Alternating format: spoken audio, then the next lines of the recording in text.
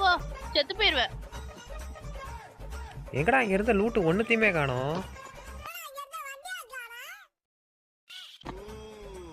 வலிச்சுட்டான்.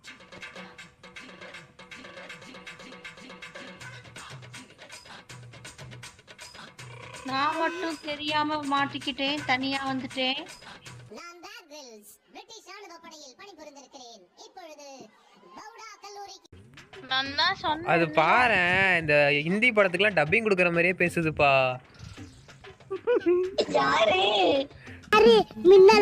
இல்ல அம்மா ஜன்னலு நான் இங்க வந்துட்டேன், மாட்டிக்கிட்டேன், எனக்கு காப்பாத்துங்க.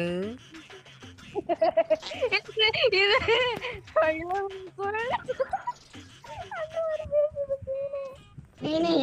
இப்படி பண்ற? ஒரு சின்ன வீடு கிடைச்சிச்சு, உட்காந்துக்கிட்டேன். அங்க பாரு